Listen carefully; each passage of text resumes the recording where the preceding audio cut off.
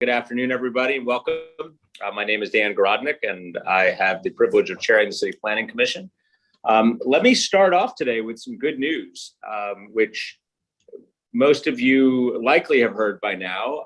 But last week, the City Council passed the Resilient Edgemere Community Plan, which this commission unanimously supported back in May.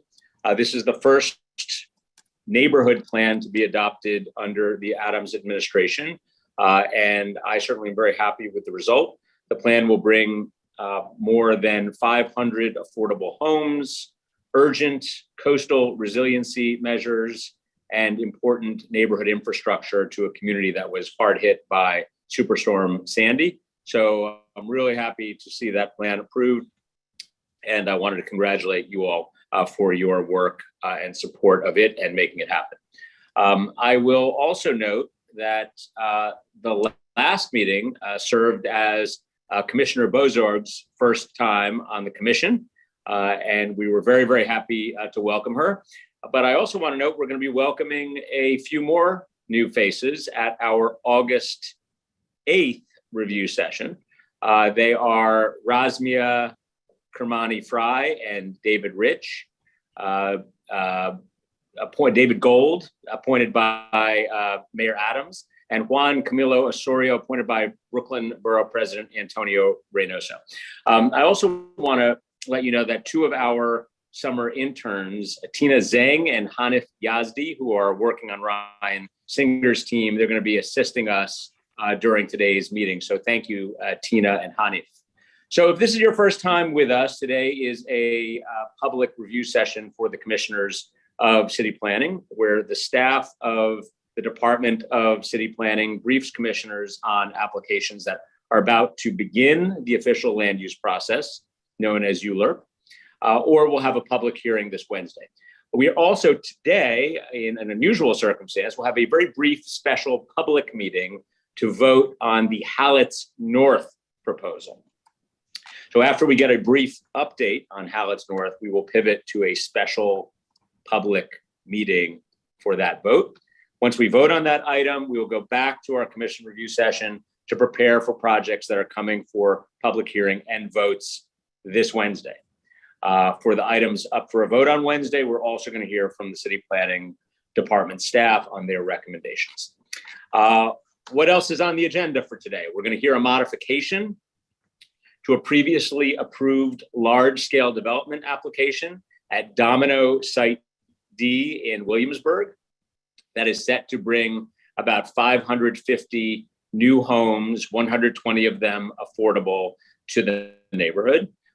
This modification will allow for a slight change to the footprint of the building and create an additional ½ acre of public green space. Then we're going to get an update on our proposal in Long Island City at 2501 Queens Plaza North that aims to create over 400 homes, of which about 120 will be permanently affordable, and that will bring new retail space and about 140 bike parking spaces in this highly transit and jobs-rich part of Queens. I will note about this one, this project also seeks to bring ADA access to Queensboro Plaza, including new elevators and a more accessible and open entrance to this station for the N, W, and 7 trains. The property owner here is seeking to do this through our recently adopted zoning for accessibility rules, which allow a building added density if the owner provides ADA upgrades to the subway station. This is the first time these new rules would be applied outside of Manhattan, and we're extremely excited to see that happen. City Planning Commission will be voting on this one on Wednesday. In the Bronx, we're going to have 3 proposed HPD projects. HPD, of course, the city's housing department. They're all coming for a hearing on Wednesday. Mount Hope, we have a new 9-story building with 34 affordable homes, including 8 for formerly homeless seniors. In Morris Heights, 2 new buildings with 17 new homes located within the Jerome Avenue study area. And in Morrisania, a building with 23 affordable homes available for home ownership. Also up for a hearing on Wednesday on Manhattan's West Side at 705 10th Avenue between 48th and 49th Streets. We're going to be reviewing another proposal from HPD for a new 8-story building with nearly 160 100% affordable homes, 23 of which will be specifically allocated for the formerly unhoused. Finally, on tap for Wednesday's hearing, an application for the 9th Street rezoning in Gowanus, which will have a hearing. So we'll have that hearing on Wednesday, and that will create a new 9-story building, if approved, that would bring 48 homes and ground floor commercial space to the neighborhood. So enough of a preview. Let's get into it. Edwin, I'm going to turn to you for the first item in our review session, and that will be before we pivot to our special public meeting. So Edwin, take it away. Thank you, Chair Garodnick. Good afternoon, commissioners. Good afternoon, all. This is the City Planning Commission review session for Monday, July 25th, 2022. The time is 1:10 p.m. and a quorum is present. The first item is a post-hearing follow-up discussion for Howlett's North. Our presenter is Teal DeLise.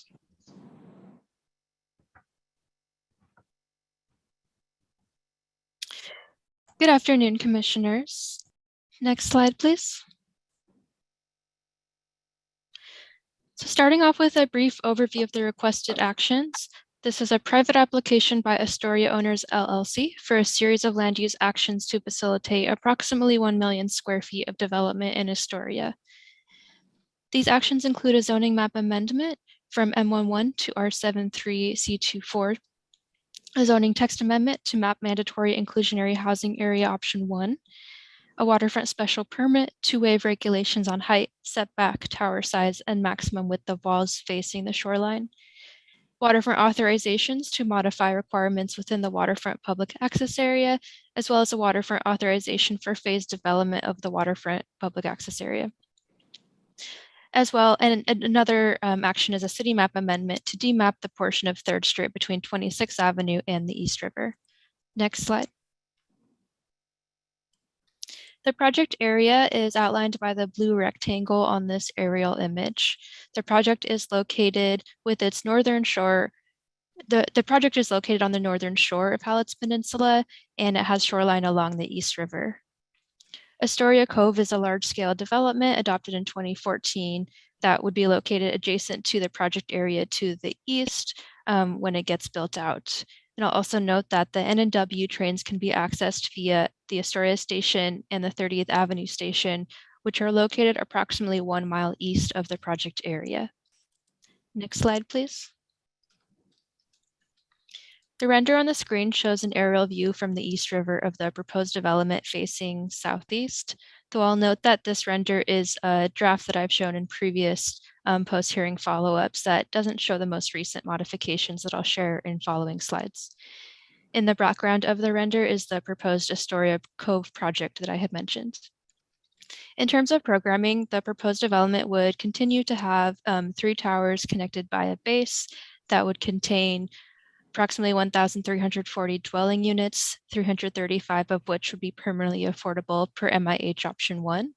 And the development would also contain 1,800 square feet of commercial space, approximately 21,500 square feet of community facility space, 525 vehicle and 525 bicycle parking spaces, as well as approximately 1 acre of open space. Next slide. On this slide, I'll share a summary of the modifications that have occurred through our public review process. And these are also shown in yellow on the screen on the illustration of the site plan. So one modification is shifting the motor court to the south, as well as a shifting of Tower 3 to the south. The applicant has also increased distance between the towers and has increased the setback on building segment 2. And finally, the applicant added a waterfront overlook per a request from Community Board 1. Next slide. This slide shows the certified site plan on the top image. as well as the modified site plan on the bottom image, where in the motor court, which is approximately in the middle of these illustrations, the motor court was shifted 35 feet to the south to shorten the driveway, as well as provide more publicly accessible space that would be programmed with plantings and seating. Next slide. And on this slide, there's a render showing the motor court area facing southeast from the perspective of the East River. Next slide. And this slide also shows the certified site plan on the top and modified site plan on the bottom, wherein the tower facing the waterfront was shifted back 15 feet. The overlook was also added along the shoreline, as I had mentioned at the request of Community Board 1. Next slide. And this render is also facing south, southeast from the perspective of the East River, and it shows the overlook as well as most of the waterfront public access area. Next slide, please. And so looking at the waterfront public access area in a little more detail, the upland connection has been increased from approximately 13,800 square feet to 14,800 square feet. The supplemental public access area has been increased from approximately 13,500 feet to 16,150 feet. The Shore Public Walkway has been increased from approximately 14,000 square feet to 15,600 square feet. And then we also have public access areas, which are not counted as much within the waterfront public access area, but do also provide public access. And these areas together, one on the corner of 26th and 3rd Street to the left of this site plan, and one just in front of Tower 3, together the area has been increased from approximately 850 square feet to 1,400 square feet. And so with all of these changes that came from shifting the motor court back, as well as shifting Tower 3 back to the south, the waterfront public access area has been increased from 41,604 square feet to 46,509 square feet, which is equivalent to shifting from 26% of the entire lot area to 28% of the total lot area. Next slide, please. So next, I'll just walk through the waivers for each building segment, starting with building segment 1 in site plan. The waivers would continue to include, with no increases, a waiver for the setback depth in which the building rises above 65 feet with less than a 15-foot setback.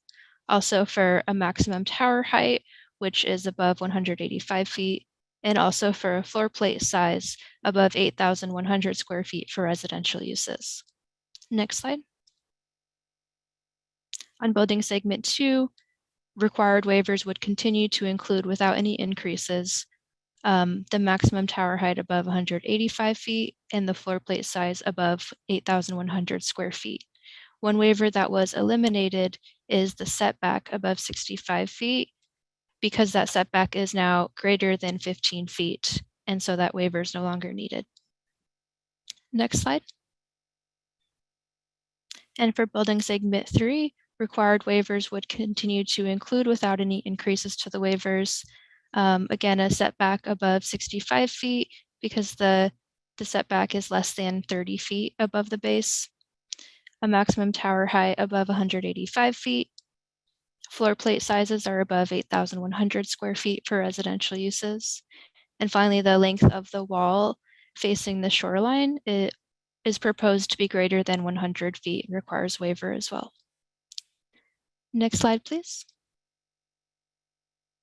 And now I'll conclude my presentation with this render of the waterfront public access area facing southeast with the proposed development behind the waterfront public access area. Great, thank you, Teal. Let me see if there are questions from the commission. I will note that again, that the next step in this process will be a pivot to a special public meeting for the purposes of a vote. So if there are questions, now most certainly is the opportunity. Commissioner Rampersad. Yes, thank you for the presentation. Just real quick, because I couldn't remember, I know we had another update on this a couple of weeks ago. One of the comments the borough president raised was whether or not, will they be incorporating the bike lanes with the DOT? Has there been any further discussion with DOT with regards to that? I'm not aware of any further discussion with DOT, but that is a little bit out of the purview of what Right, we've been no. talking about with the mods. No, that I understand. Okay, I was just curious. Thank you. Thank you, Commissioner. Other questions?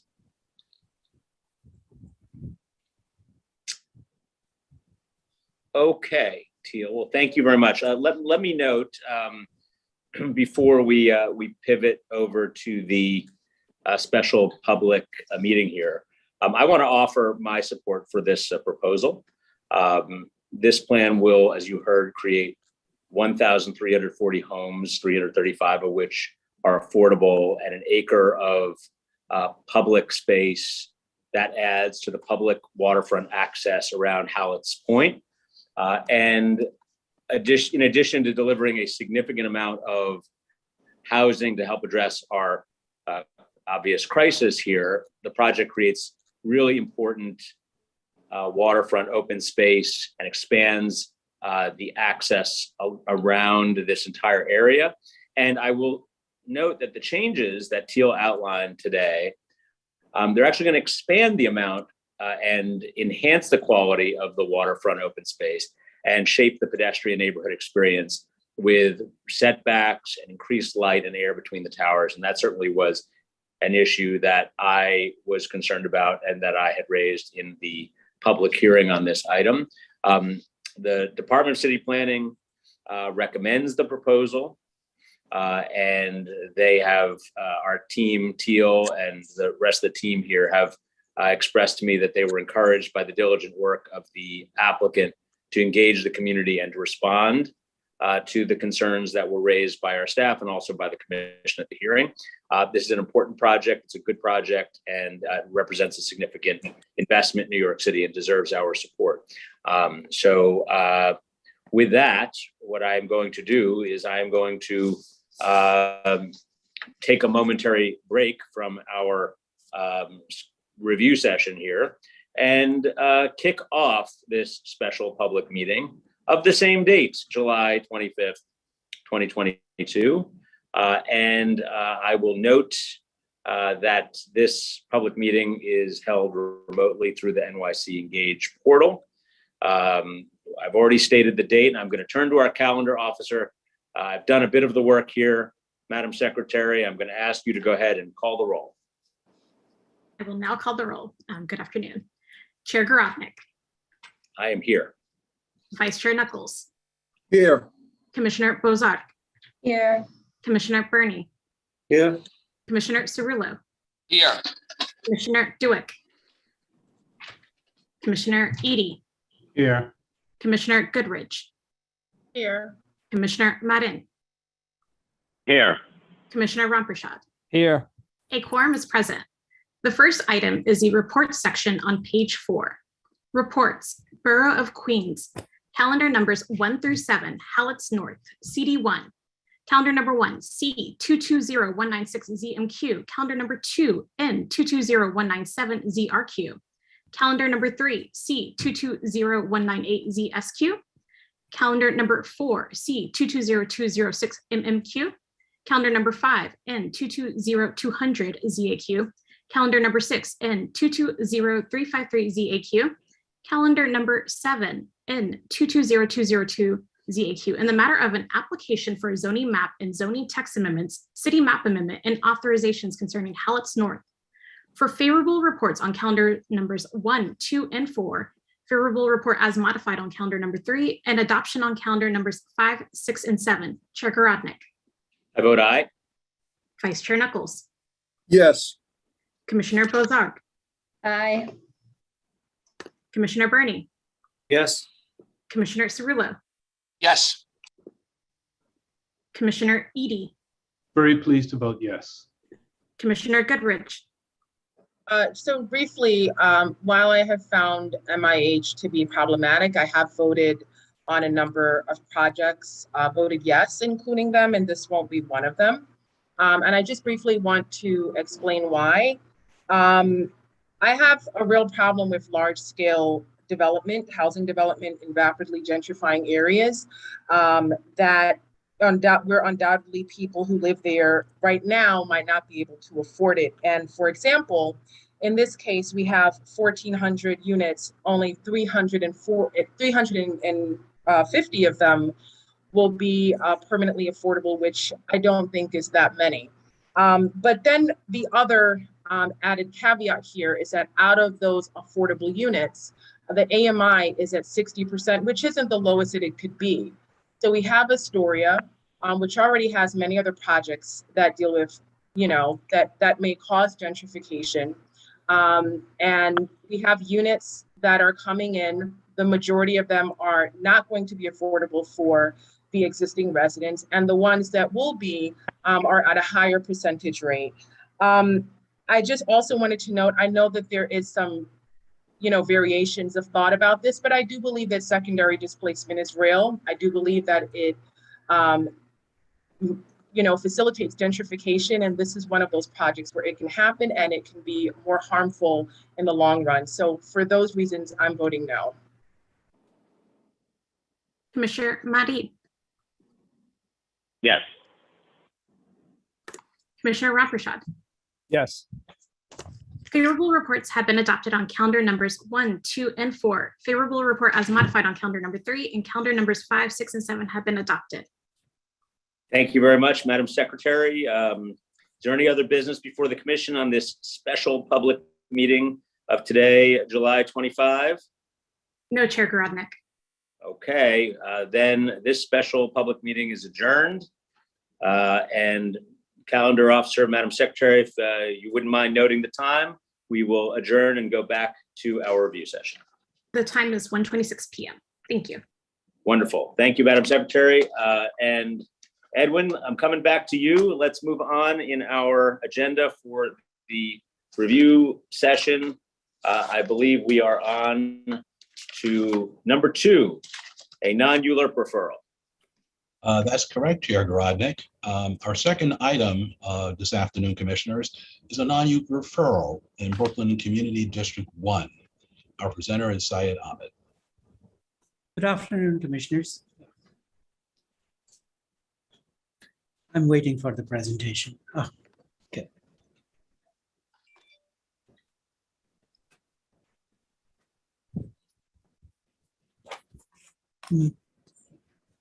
This is a private application by Two Trees Management requesting a non-ULURP modification to the previously approved 2014 large-scale general development for the Domino Sugar Factory. Next slide, please. The Domino Sugar site is located on the East River waterfront, north of the Williamsburg Bridge in Brooklyn Community District 1. The applicant is proposing changes to Site D, which include modifications to the building footprint and zoning envelope to accommodate available floor area, resulting in the creation of additional open space, improved visual access to the East River, and better and more functional building design. Next slide, please. The Domino Sugar site has been the subject of several land use actions. In 2007, the old sugar refinery building was designated as a landmark structure by the New York City Landmarks Preservation Commission. In 2018, a rezoning of the 11 acres waterfront site from manufacturing to residential and commercial districts was approved to allow a new mixed-use development with a waterfront park. In 2014, a large-scale general development was approved to facilitate a 2.95 million square feet of mixed-use development with 24% of the residential floor area dedicated to affordable housing. There have been 2 subsequent modifications to the large scale plan. Next slide, please. The project site is divided into 6 different sites.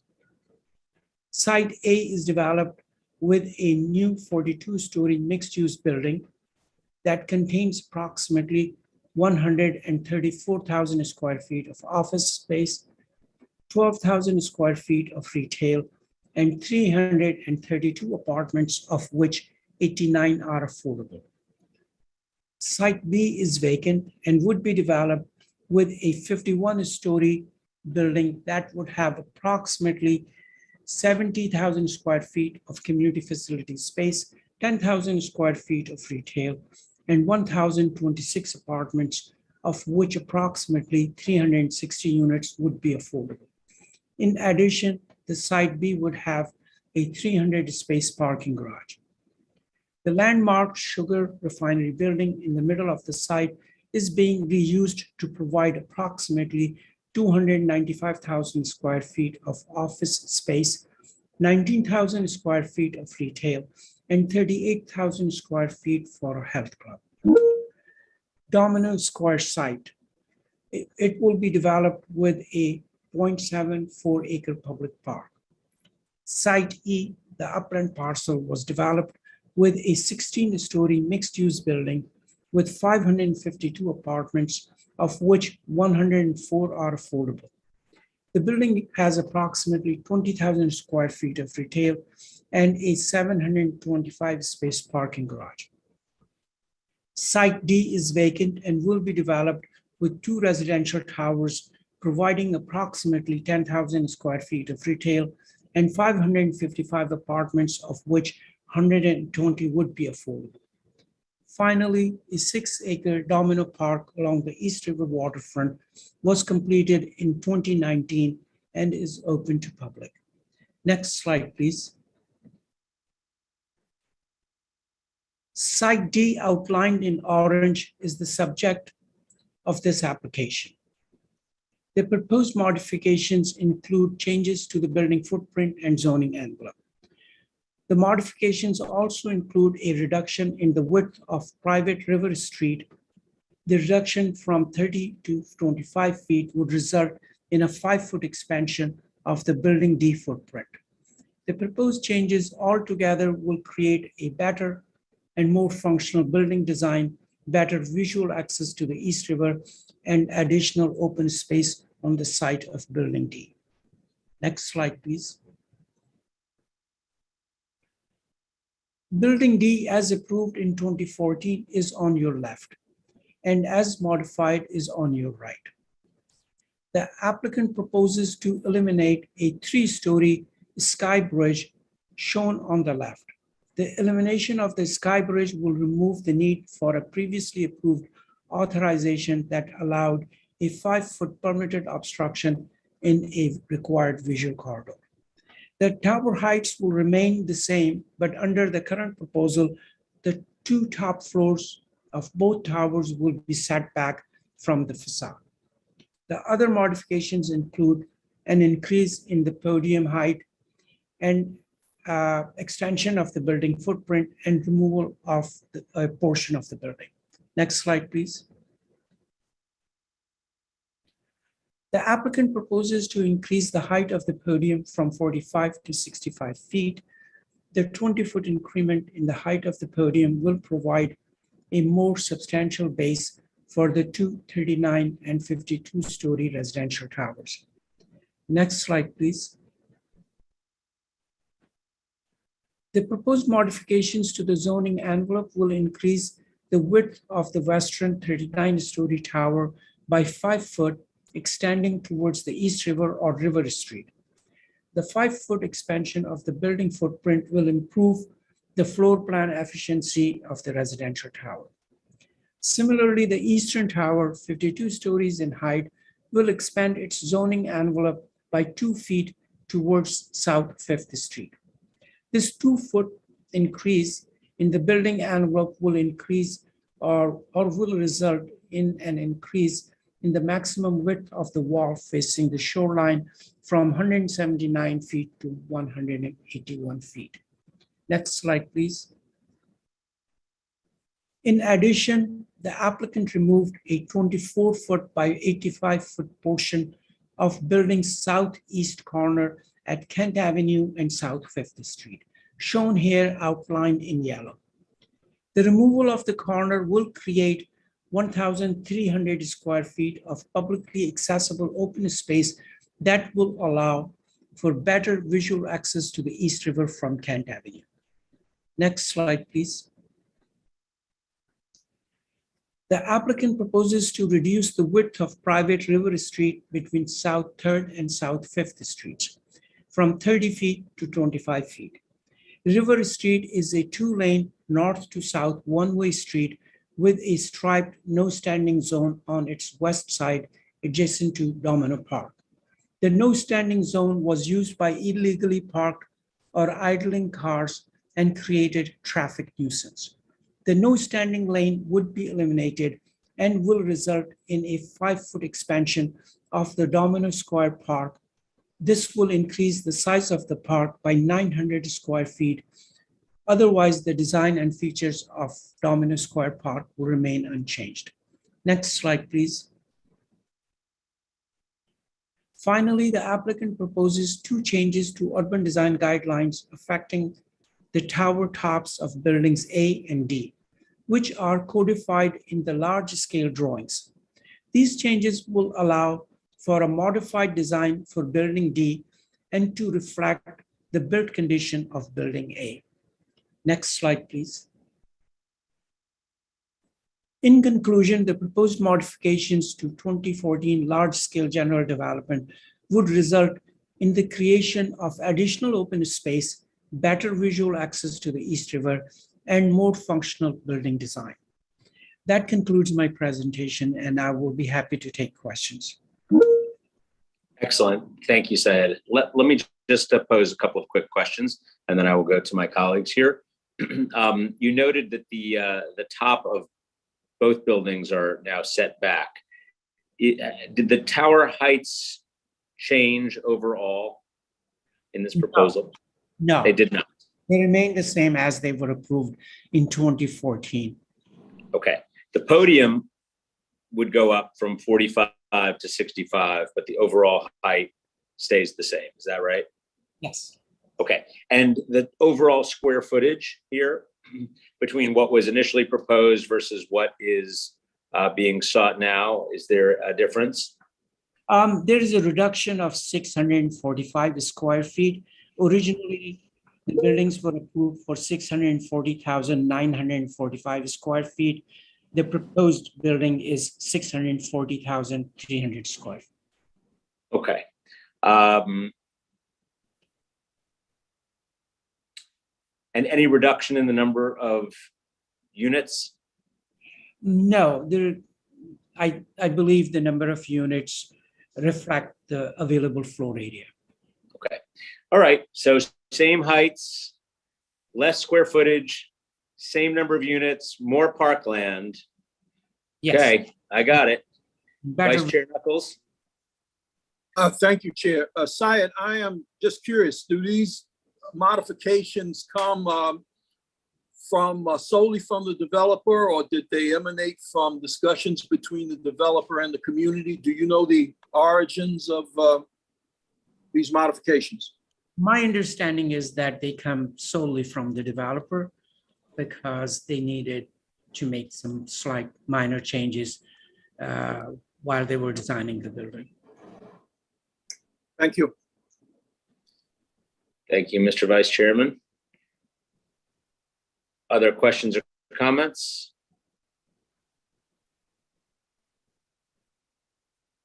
Okay, thank you, Syed.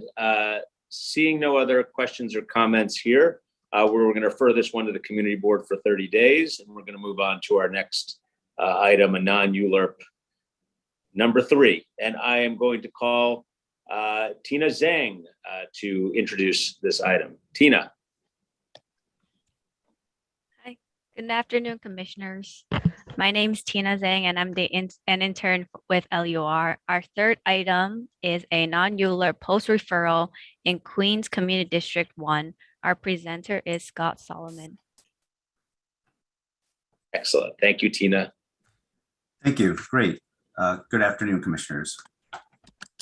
Afternoon. We can move on to the next slide, Jeff.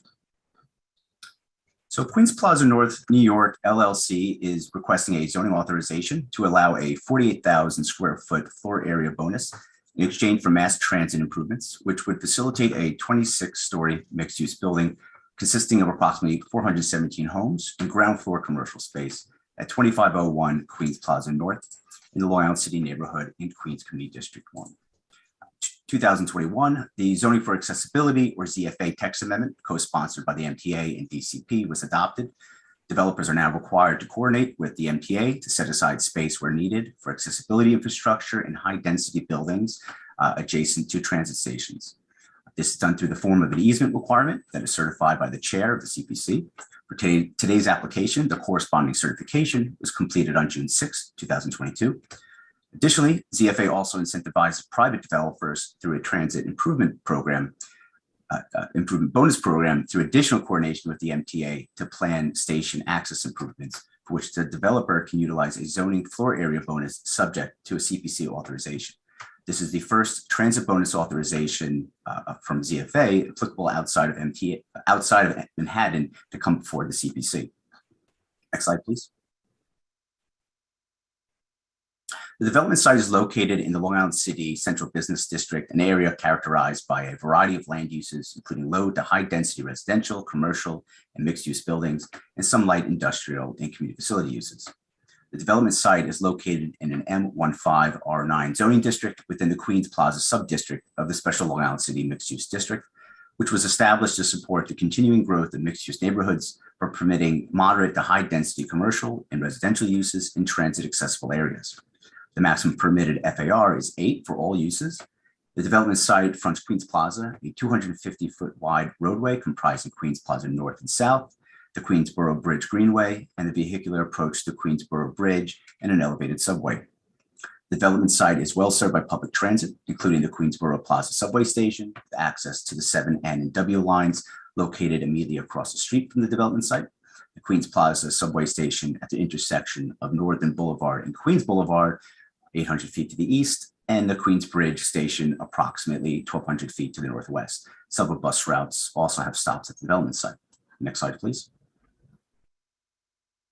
The development site is an irregularly shaped corner through lot with approximately 201 feet of frontage on Queens Plaza North, 170 feet of frontage on Crescent Street to the west, and 153 feet of frontage at 27th Street to the east.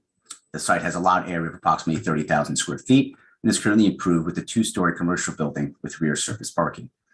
The existing building contains an MTA staircase within an existing transit easement that provides access between the Queens Plaza North sidewalk to the 2nd-story pedestrian bridge, which connects to the mezzanine level and pay area of the Queensboro Plaza station, above which there are 2 additional platforms, one providing northbound service, the other providing southbound service. Next slide. Zooming directly into that station with the development site to the top of this photo above, Queensboro Plaza is currently a completely non-ADA accessible station. There are no elevators. Currently, access to the mezzanine is limited to 2 staircases located on Queens Plaza North and South, which connect to corresponding pedestrian bridges to the mezzanine level. Next slide. However, work is underway already for an MTA accessibility project, which will bring the Queensboro Plaza station into ADA compliance. Among those improvements will be a new elevator at Queens Plaza South that will connect the sidewalk to the mezzanine, and an elevator that will complete the connection from the mezzanine to the 2 platform levels located on the eastern portion of the station. This plan still does not include plans for elevator access from Queens Plaza North. So those with mobility issues would still have to come across this wide thoroughfare to access these new elevators. This work is expected to be completed by 2024. Next slide. Here we have a view of the eastern portion of the development site with a clear view of the existing 2nd-story pedestrian bridge that connects to Queensboro Plaza Station. Next slide. This is a western view of the pedestrian bridge from the Queensboro Bridge Greenway development site to the right. Next slide. This is a view of the existing non-accessible staircase that connects to the pedestrian bridge within the development site. Next slide. And this is a view from within the development site. We're looking towards the pedestrian bridge to the south that connects to the station. Next slide. Here is a view of the internal staircase. We're looking down towards where you would access the sidewalk. Next slide. And then this is a southern view of the 27th Street frontage. Next slide, please. And then a southern view of the Crescent Street frontage, and you can see the surface parking in the rear of the lot. Next slide. So since those previous photos were taken, the applicant has begun demolition of their property, which removed the internal staircase access to the pedestrian bridge. The following two photos show temporary stairs that were recently assembled by the applicant. Above is an eastern view of the temporary stairs at Queens Plaza North, connecting to the pedestrian bridge with the development site to the left. Next slide. And is additional photo, northwest view of the temporary stairs from the pedestrian bridge with the development site in the background. Next slide, please.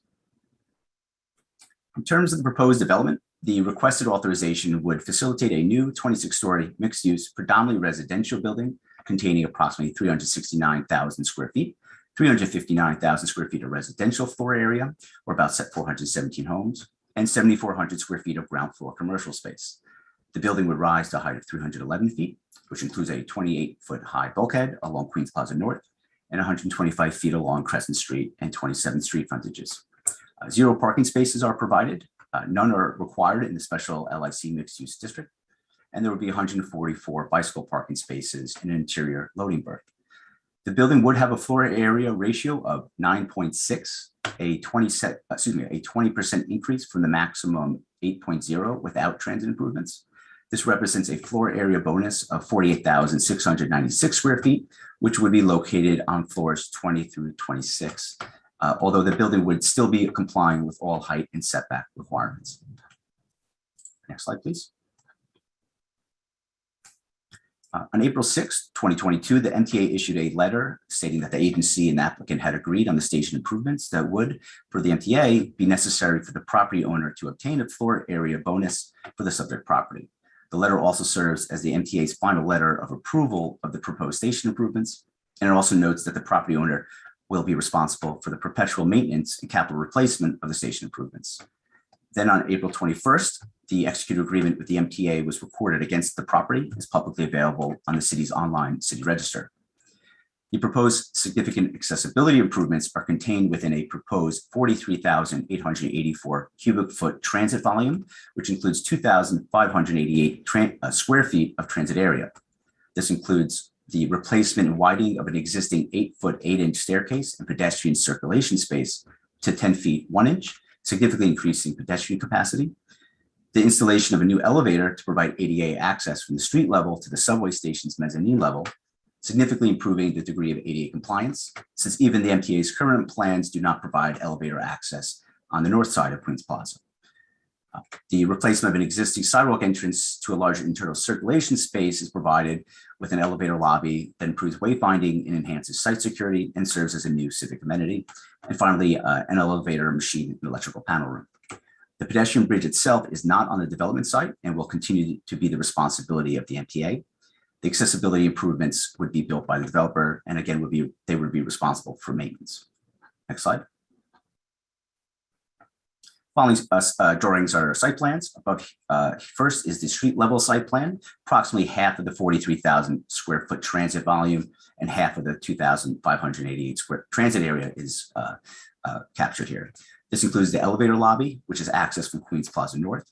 To the left are the widened 10-foot 1-inch stairs. Behind that, the elevator machine room, the center, an electrical panel room, and then to the northeast is the ADA compliant elevator. Next slide. Here's a pedestrian bridge level site plan showing the stairs and then the landings, additional lobby and circulation space, and the elevator, and then that also leads to the pedestrian bridge access. Next slide.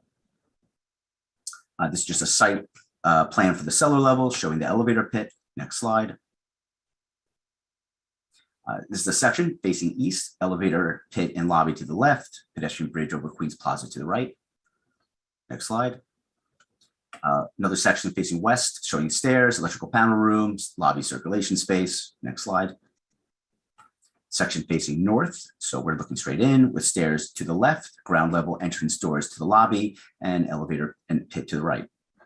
Next slide. So following three slides have illustrated interior renderings. The first is of the second level looking towards the pedestrian bridge, stairs to the right. Next slide. This is looking southeast from the first staircase landing. Next slide. And this third illustrative drawing is showing the street level lobby, stairs, elevator, the non-public doors to the electrical and elevator machine rooms. Next slide. To facilitate the significant accessibility improvements described above, the applicant is requesting a CPC authorization to permit the 48,000 square foot area bonus in exchange for these improvements. ZR 6651 allows up to a 20% floor area bonus, which is being sought by the applicant. Next slide.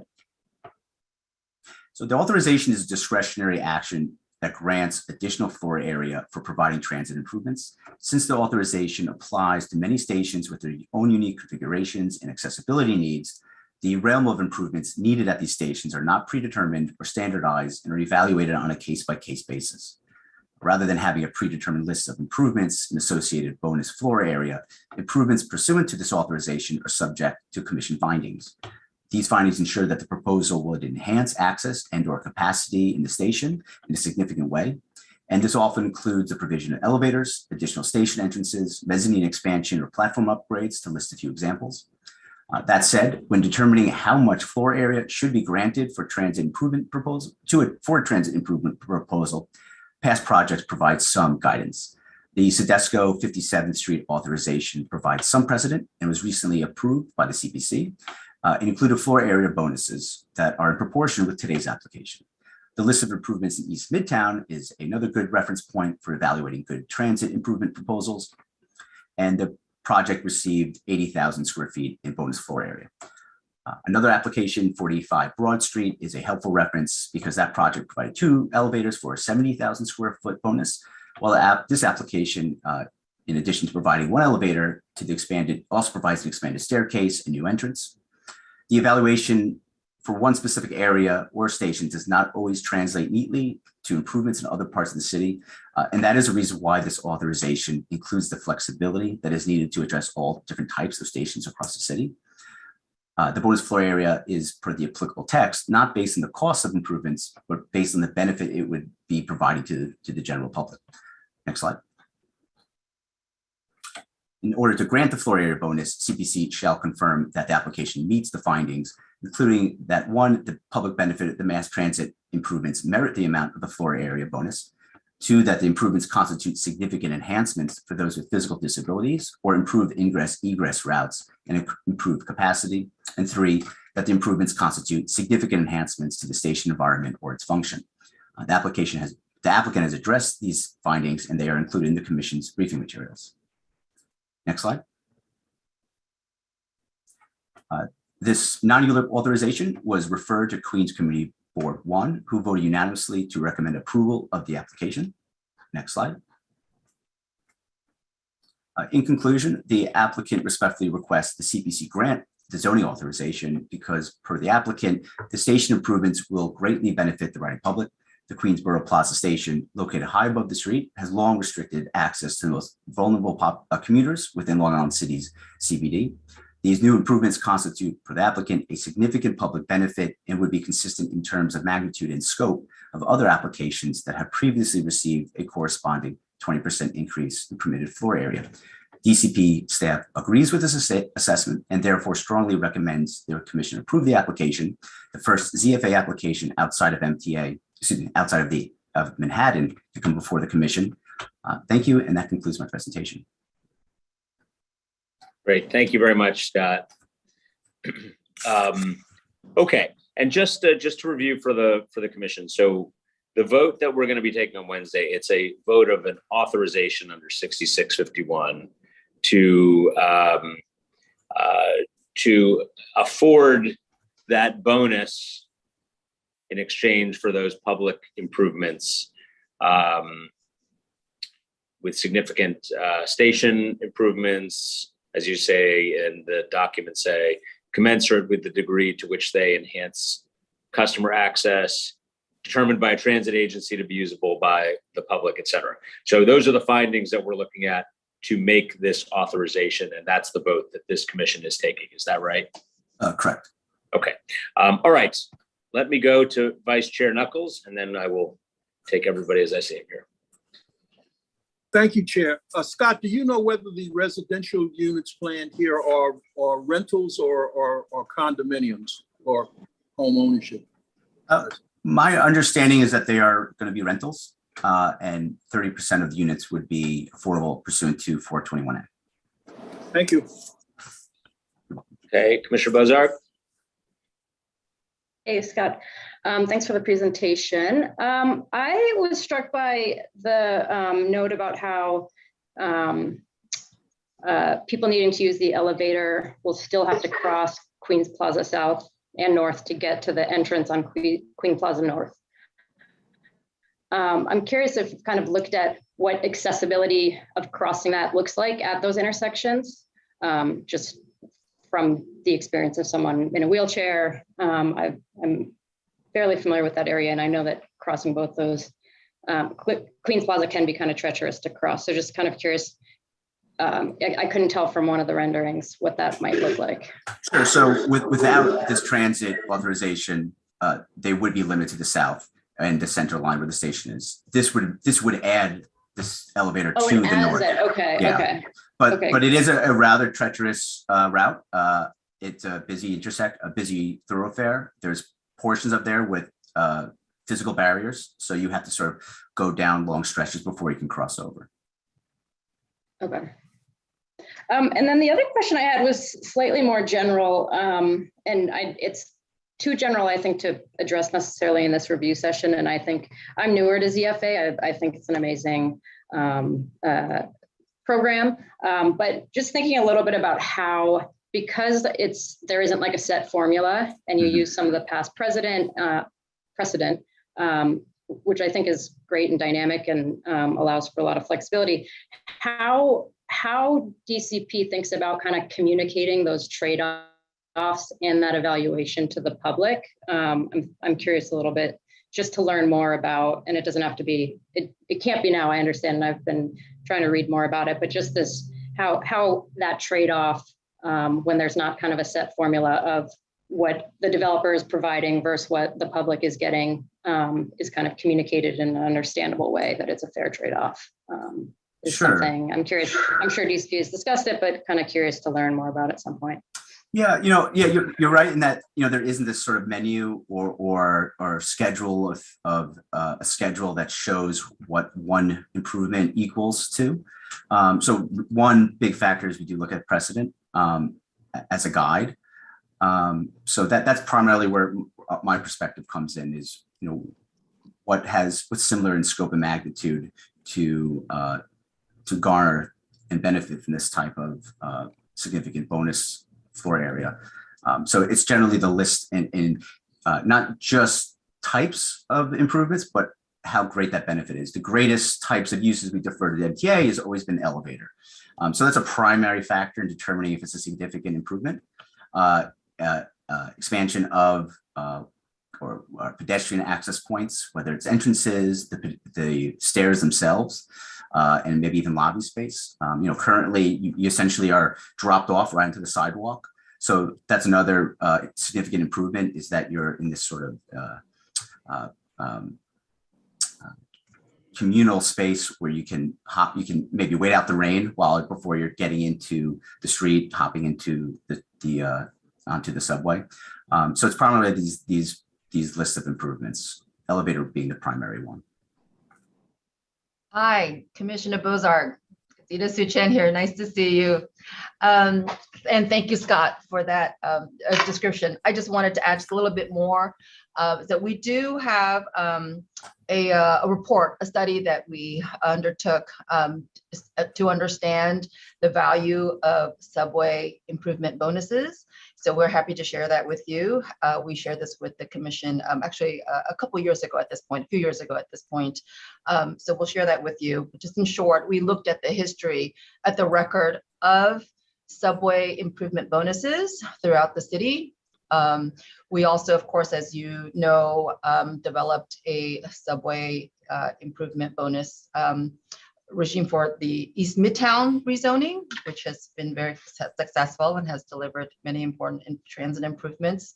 And we've been carrying forward these standards in active ZFA applications, the ones that we have seen already at the CPC and ones that we are working on right now. So happy to talk to you more about it as well. Thanks, that's super helpful. Great. Thank you. Thank you, Edith. Thank you, Commissioner. Commissioner Rampersad. Yes, not really a question. I'm just want to say that it's great to see ADA accessibility coming to this station. I've been to it many times, and it is a treacherous route to cross. So I will attest to that. I guess I do have one question. You said 2024 is the expected completion for the elevator? Correct. The MTA made a presentation to CV1 a few months ago, and that's when the September date was last given. Okay, September thank you. 2024. Thank you. You're welcome. Great. Thank you, Commissioner. Any other questions? Okay, Scott, thanks very much. We're going to bring this up for a vote on Wednesday. So it will be back on our agenda then. I am now going to ask Tina to introduce the next item for us today. Our fourth item is a pre-hearing review for zoning map and zoning text amendments and a special permit in Brooklyn Community District 6. Our presenter is Jonah Rogoff. Good afternoon, Chair, members of the Commission. You can start on the next slide, please. So this is an application returning for pre-hearing by the Angelina Gatto Trust for a zoning map amendment from M21 to an M14 R7A district, a zoning text amendment to map a mandatory inclusionary housing area or MIH area, and designate a mixed use or MX district. And lastly, a City Planning Commission special permit to waive off-street accessory parking in order to facilitate a new 9-story mixed-use building with 48 units, 13 of which would be affordable, and ground floor commercial space in the Gowanus neighborhood of Brooklyn in Community District 6. Next slide. And as a refresher, the project area shown in a dotted blue line is located between 2nd and 3rd Avenues along a mid-block frontage of 9th Street, a 60-foot wide corridor that runs east-west across the canal, the Gowanus Canal, and connects the neighborhoods of Gowanus and Park Slope with Carroll Gardens. A few blocks to the north, shaded in dark gray, is the area that was recently rezoned under the Gowanus neighborhood plan. And to the west and south of the project area, shaded in purple, is the Southwest Brooklyn Industrial Business Zone, or IBZ. As you can see, the surrounding area is well served by public transit with the F, G, and R lines, less than a quarter mile from the project area at the 4th Avenue and 9th Street subway station, with additional access to the F and G lines at the Smith Street station and multiple bus lines running along both 9th Street and 3rd Avenue. Next slide, please. The surrounding area contains a mix of industrial, commercial, and residential uses, with industrial uses concentrated in the IBZ portion to the southeast and north of the project area. Between 2nd and 3rd Avenues are pockets of pre-existing non-conforming residential uses, while the area further east of 3rd Avenue is predominantly residential, with 3rd and 4th Avenues serving as local commercial thoroughfares. The project area and blocks to the west of 3rd Avenue are zoned M21, a manufacturing district that permits industrial and commercial uses up to 2 FAR and base heights up to 60 feet, after which building height is controlled by the sky exposure plane. Accessory off-street parking is generally required at a ratio of 1 space for every 300 square feet of commercial and 1,000 square feet of industrial. And a quick note that the east side of 3rd Avenue is zoned R6A, the C24 commercial overlay, while the mid-blocks between 3rd and 4th Avenues are zoned R6B. And those districts were mapped as part of the 2003 area-wide rezoning of Park Slope, primarily to preserve the existing character. Next slide. And then here's a bird's eye view showing the project area in a dotted blue line and the IBZ in purple. The project area encompasses 16 full and partial tax lots, including the development site outlined in yellow, which is an assemblage of lots 48, 49, and 50, totaling 8,200 square feet, and currently used as surface parking and open storage. The remaining non-applicant owned portions of the project area consist mainly of 2 to 4 story walk-up apartment buildings. And then on lot 43, there's a pre-existing 1-story warehouse. Next slide. And just a few photos again for context. Above is a view of the development site, which covers about 82 feet of frontage. Next slide. And here's a view of 9th Street looking west towards 2nd Avenue with the development site on the right and the remaining residential lots within the project area shown in a dotted blue line. Next slide. And now we're orienting ourselves in the opposite direction along 9th Street, looking east towards 3rd Avenue, where on the left you can see the warehouse on lot 43 and other residential uses in the project area. Next slide. And finally, we wanted to show a view of the project area in context with the IBZ. So here on the south side of 9th Street, there are a few open parking lots, as you can see on the right, as well as a couple apartment buildings that are non-conforming. And then further in the distance, there are a few warehouses used for building supplies and storage. On the north side of 9th Street, on the left side of the image, you can see where the project area abuts the IBZ. There is a coffee roaster with a retail and cafe, which the department wanted to point out as a kind of an example of the blend of manufacturing commercial use that's common for many IBZs, particularly Gowanus, and also how it serves as a buffer between residential and the more industrial parts of the IBZ further west. Next slide. The applicant proposes to construct a 9-story mixed-use building with 48 units, 13 of which would be permanently affordable, as well as 8,000 square feet of ground floor commercial space and no off-street parking. The proposed development would have a base height of 75 feet, followed by a 15-foot setback before rising to a height of 95 feet. Next slide. And to facilitate the proposal, the applicant requests a zoning map amendment from M21 to M14R7A, a zoning text amendment to map MIH and establish an MX district, and finally a special permit to waive off-street accessory parking.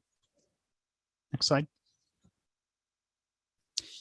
So first, the applicant seeks to rezone a mid-block section on the north side of 9th Street from M21 to M14R7A, which would extend 175 feet east of 2nd Avenue to a distance of 100 feet west of 3rd Avenue. Next slide. And for background, M14R7A is an MX district that allows a maximum of 2 FAR for commercial and industrial use, 4 FAR for community facility uses, and 4.6 FAR for residential use within inclusionary housing areas. The district allows base heights between 40 and 85 feet with a qualifying ground floor, followed by a required setback, after which buildings can rise to a maximum height of 95 feet. Parking is required for 50% of the dwelling units and optional for income restricted units within the transit zone, while no parking is generally required for the commercial and industrial uses. And a quick note that MX districts are also subject to special regulations that enable a wide range of uses, including light industrial and residential, to be located either side by side or within the same building. Next slide. And second, the applicant requests a zoning text amendment to create an MIH area pursuant to option 1, which requires 25% of the residential floor area be affordable for residents with incomes averaging 60% of the area median income or below, with a minimum of 10% of the floor area be affordable at 40% AMI. In addition, the applicant seeks a text amendment just to establish an MX district in the zoning resolution. And the third and final action is a CPC special permit in order to waive the 18 required residential off-street parking spaces in relation to the provision of affordable housing. Next slide. And for some background on the department's extensive planning work in Gowanus, and particularly in this area, in 2019, the Brooklyn office and local stakeholders led a public engagement effort to create a shared vision for the Gowanus portion of the IBZ and adjacent blocks. And in 2021, we released a vision plan with a land use framework that included infrastructure and workforce development recommendations, which identified this part of 9th Street as an appropriate location to allow housing and job generating uses while bringing pre-existing residential uses into conformance. Next slide. Transitioning now to a summary of the applicant's public review thus far. On June 8th, Brooklyn's Community Board 6 voted 31 in favor, 6 opposed, and 1 abstaining to approve the application with the following conditions. First, the board requested that the city commit to an area-wide rezoning of the Gowanus IBZ, citing the recent vision plan as a foundation that should be translated into a zoning framework. Second, the board requested to modify the proposed MIH to the deep affordability option, as well as receive a commitment by the applicant to adhere to that option with the goal of maximizing deeply affordable housing. Third, the board sought to ensure there is coordination during the construction of the project with proper notice given to city agencies and local residents, while also asking the applicant to participate in the Community Oversight Task Force, which was created as part of the Gowanus Neighborhood Plan. And lastly, the board would like to address and mitigate flood risk. A portion of the site overlaps with the 500-year floodplain, and the board would like to guarantee that the proposed cellar and ground floor spaces are adequately flood-proofed. Next slide.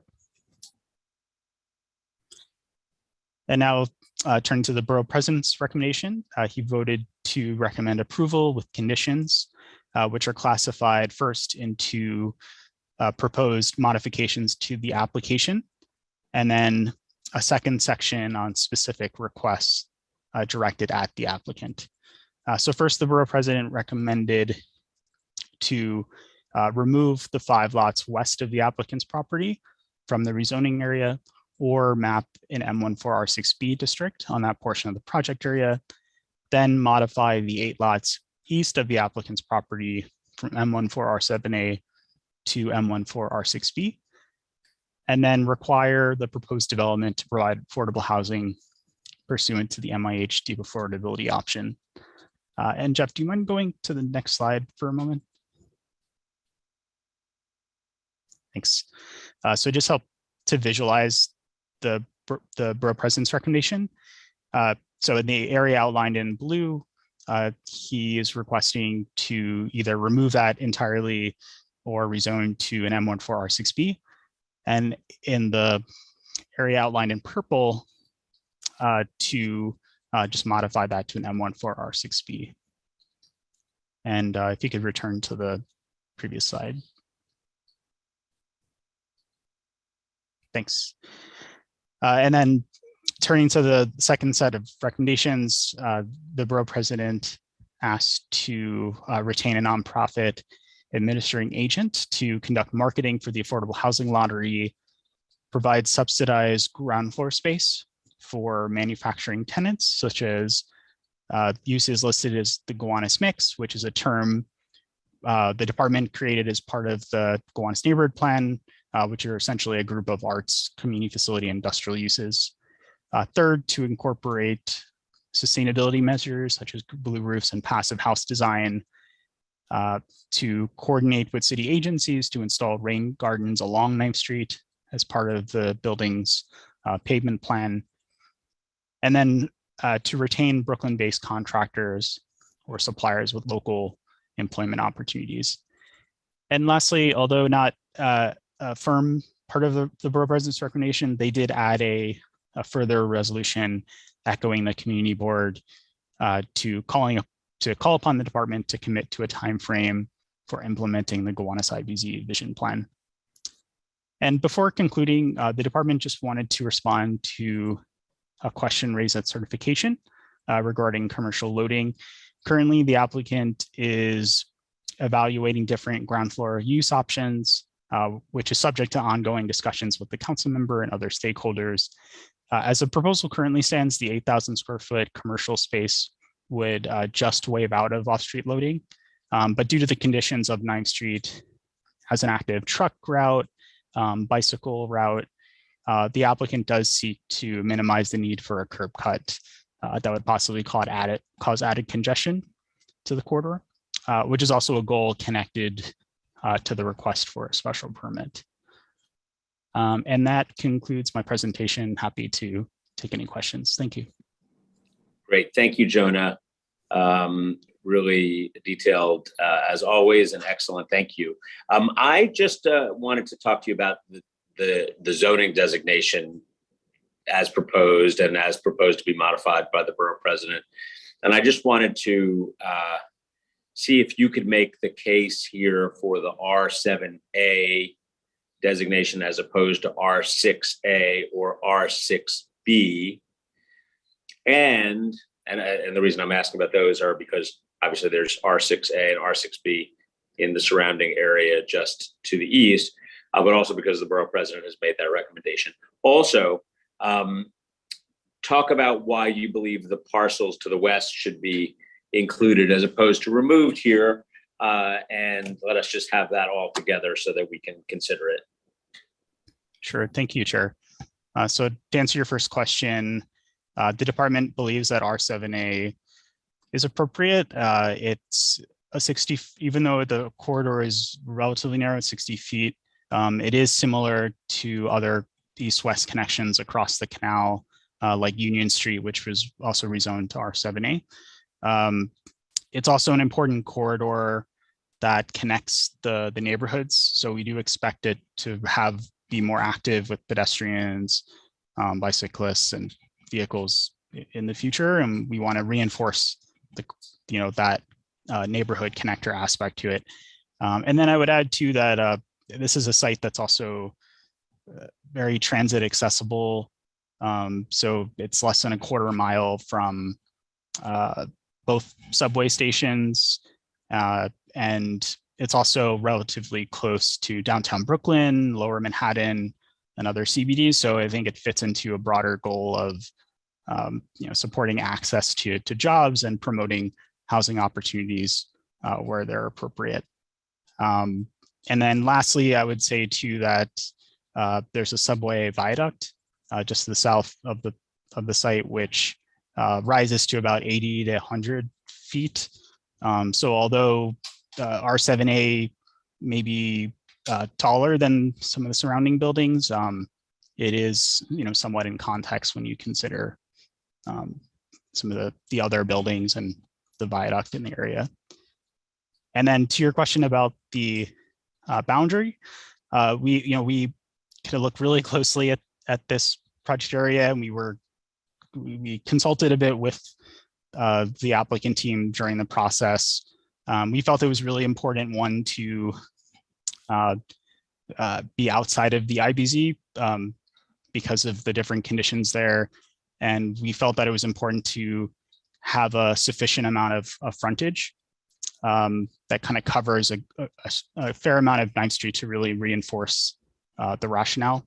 The reason why we didn't propose extending it to 3rd Avenue is just because the conditions are a little different there. It's more commercial. It's a different corridor. And similarly with 8th Street to the north, the conditions are a bit different. It's more of a low-rise residential character. So I hope that answers. I'm happy to elaborate further. That does. That answers the question. I appreciate it. Let me see if there are other questions.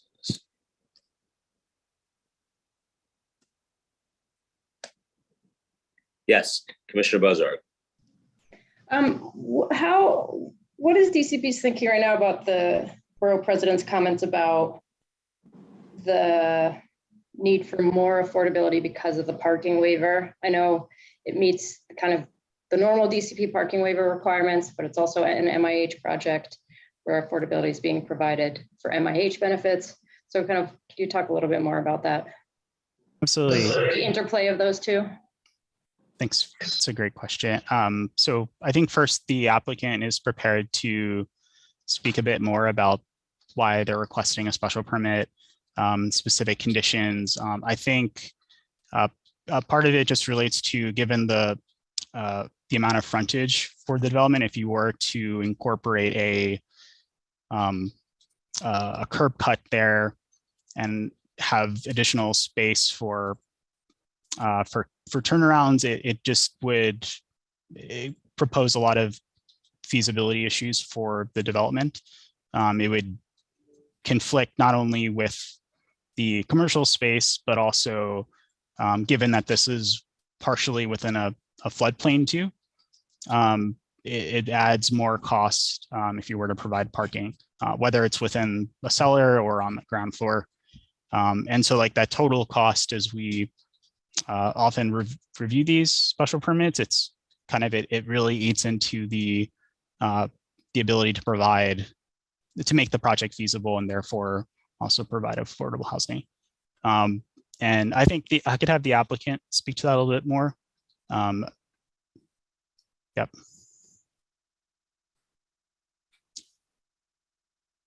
Does that answer? Thank you, John. Commissioner, does that answer your question?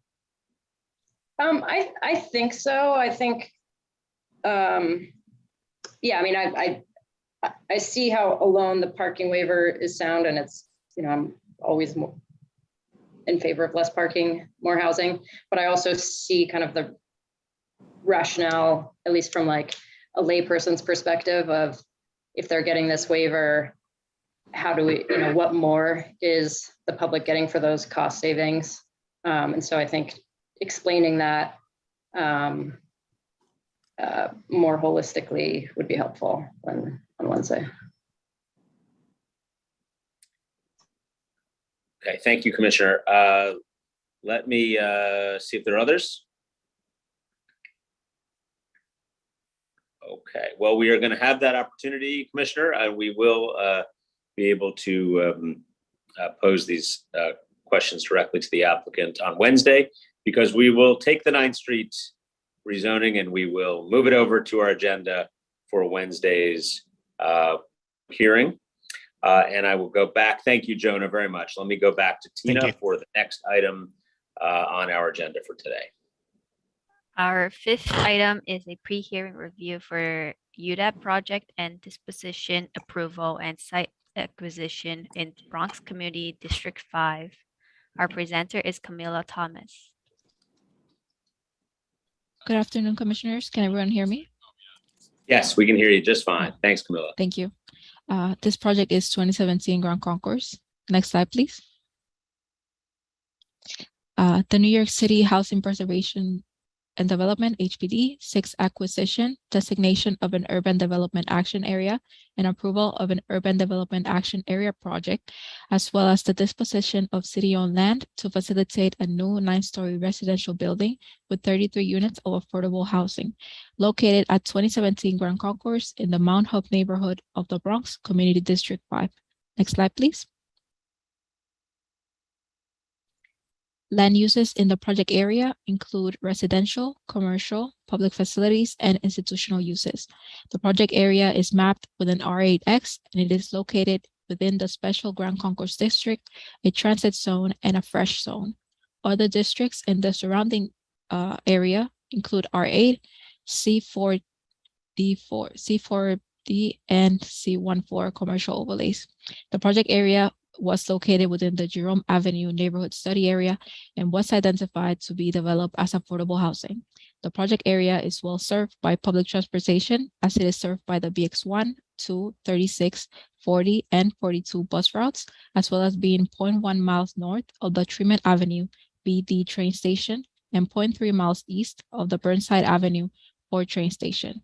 Other transit services in the area include the nearby Metro North Harlem line at the Tremont station, 0.5 miles east of the project site. Next slide, please. The development site is located on a 3,591 square foot parcel. It has a total of approximately 37 feet of frontage along Grand Concourse and 98 feet along Bush Street. The development site is adjacent to a 9-story health facility to the north and 1 to 4 family homes to the west. On the same block as the development site at 2028 Creston Avenue is a 2016 newly constructed affordable housing development funded by HPD with approximately 114 apartments. Next slide, please. In 1994, the development site was conveyed to a housing development fund company, HDFC, under the tenant interim lease program for the purpose of developing co-op housing for persons of low income. The HDFC was unable to adequately operate the building and the site was foreclosed in 2017. In 2018, the City Council approved a ULURP, an Article 11 tax exemption to facilitate the transfer of the development site and its rehabilitation under HPD's third-party transfer program. Subsequent analysis of the building by the designated developer revealed that the rehabilitation was not feasible. So a new construction project, the development, was proposed. Next slide, please. The proposed development includes a new 9-story quality housing residential building with 24,772 square feet of floor area. The proposed development will contain 33 units of affordable housing. The building base would rise to approximately 87 feet with an overall height of approximately 96 feet, inclusive of the bulkhead. To satisfy the requirement of the Special Grand Concourse District, the proposed development will include and provide a planter on the Grand Concourse between the building and the sidewalk. Additionally, as the site is located within the transit zone, no accessory off-street parking spaces are required. Next slide, please. This application was certified on April 25th, 2022. The City Planning Commission raised concerns about the future of past tenants who lived in the building, privacy for ground floor units, and the impact of the proposed development will have on the lot line windows of the adjacent building. Bronx Community Board 5 submitted a favorable letter of approval on June 14th, where 18 voted in favor, 0 against, with no abstentions. Bronx Borough President Vanessa Gibson also submitted a favorable letter of approval on July 15th, 2022. Next slide, please. And I will end my presentation with this render of the proposed development. I'm happy to take any questions. Great, thanks, Camilla. And this site, I think you said that this was part of a site that was identified as part of the Jerome Avenue study area that was intended to be developed as affordable housing. Is that right? Yes, that's correct. Okay. Okay. And right now, it's a vacant walk-up building? Yes, correct. Okay. All right. Commissioner Burney.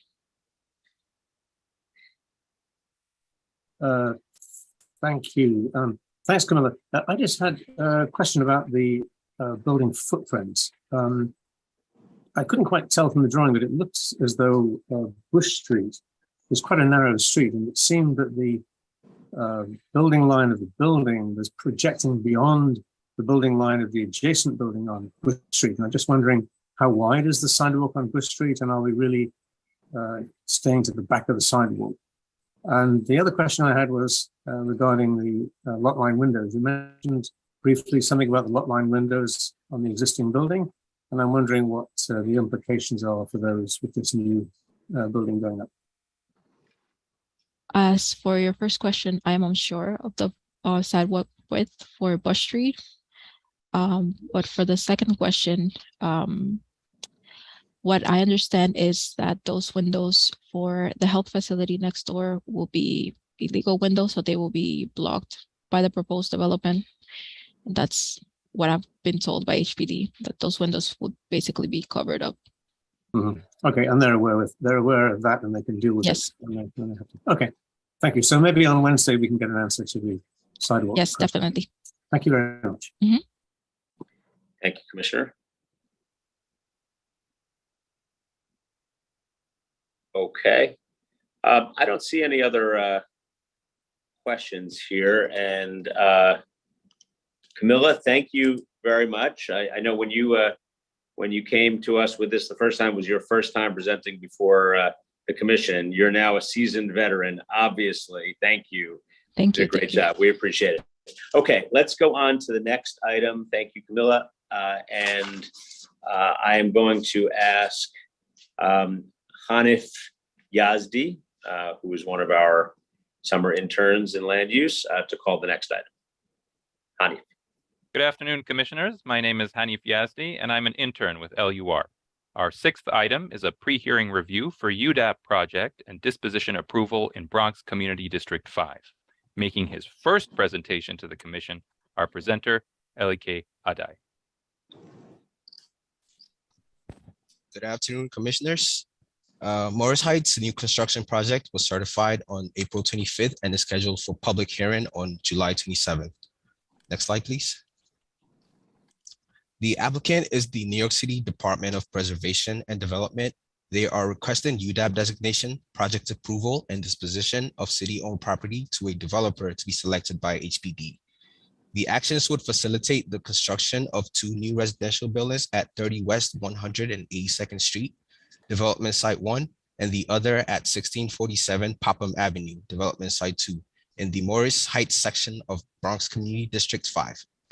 In 2014, HPD issued an RFP inviting applicants to submit development qualifications for the design and construction of high-quality, new construction, affordable housing development projects on public sites available for disposition.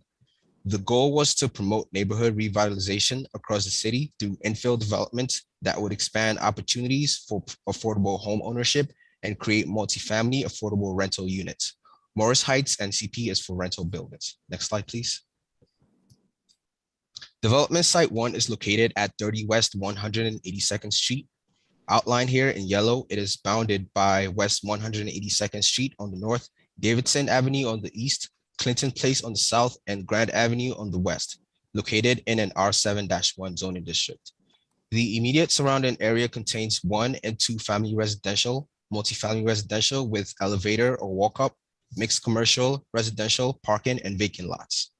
The development site is within the Jerome Avenue study area where there is a need for additional affordable housing. Next slide, please.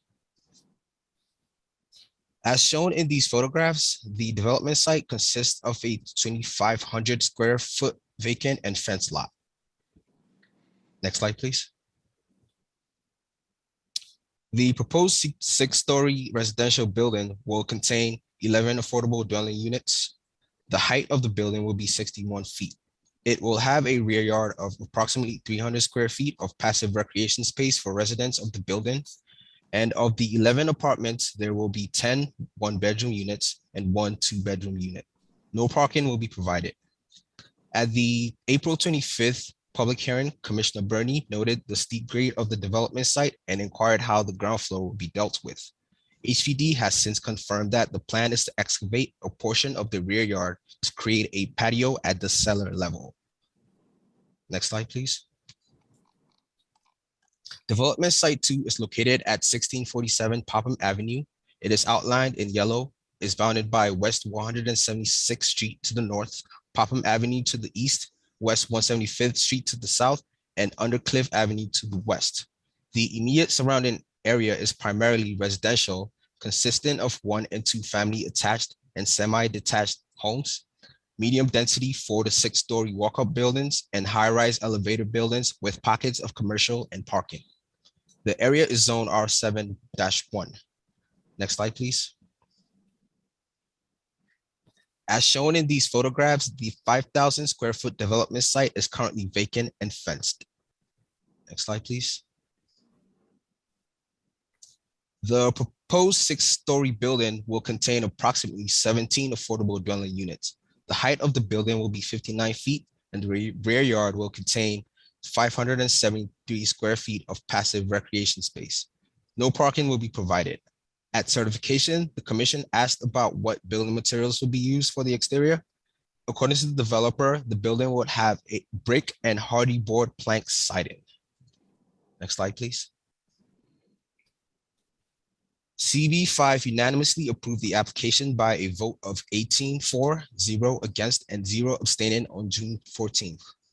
On July 15th, the Bronx Borough President also recommended approval of the application. Thank you, and I'll take any questions you may have. Thank you, LK. Excellent job. Thank you. And welcome to your first one. You know, I don't know if I have any questions. I will note that if you Google these sites on Google Maps, you know, that not only are they vacant lots, at least one of the first one that comes up at 30 West 182 is it's the image on Google. It has it's filled with garbage, and it looks like it has been a place where people were depositing loads of trash for a period. These obviously are going to be big improvements and much needed. Let me see if there are questions here.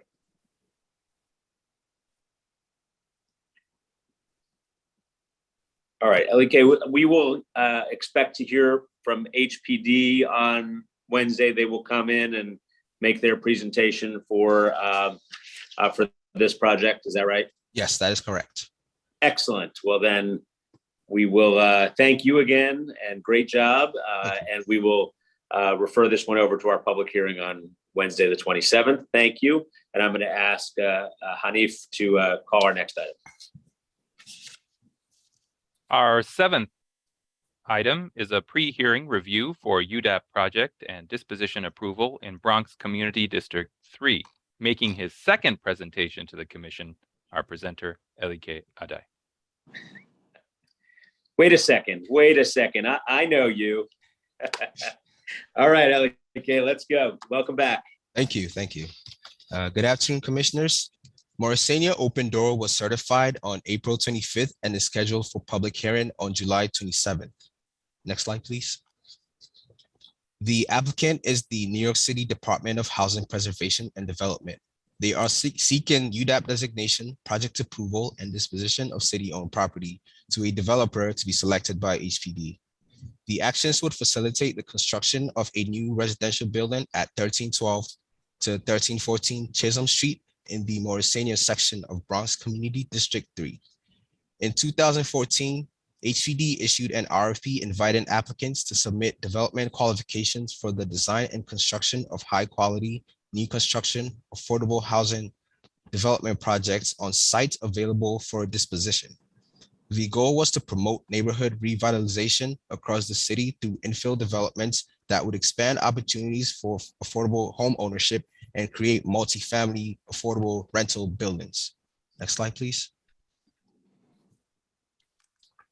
The development site outlined in yellow is located on a block bounded by Jennings Street on the north, Bristow Street on the east, Freeman Street on the south, and Chisholm Street on the west. The development site is within an R7-1 zoning district. The surrounding area is primarily residential with pockets of commercial and community facility uses. The residential building types include 1, 2, and 3 family buildings, multifamily walk-up buildings, a few multifamily elevator buildings, and mixed residential and commercial buildings. Next slide, please. This is a photo of the development site view fronting on Chisholm Street. It is currently vacant and fenced. Next slide, please. The proposed 6-story residential building will contain approximately 20,626 square feet of floor area, 23 affordable dwelling units, and will have a height of 59 feet. There will be 690 square feet of passive recreation space for the residents of the building. No parking is being provided. The entrance of the building is on the lower left of the ground floor plan. This project is subject to HPD's open door program. Next slide, please. At the time of certifications, the commissioners had a number of questions about the open door home ownership program.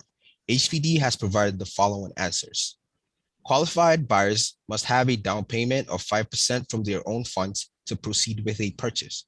They may make a larger down payment supplemented by gift funds, such as gifts from family members or funds obtained from grant programs such as HPD Home First and loan programs such as State of New York Mortgage Assistance, Down Payment Assistance loans.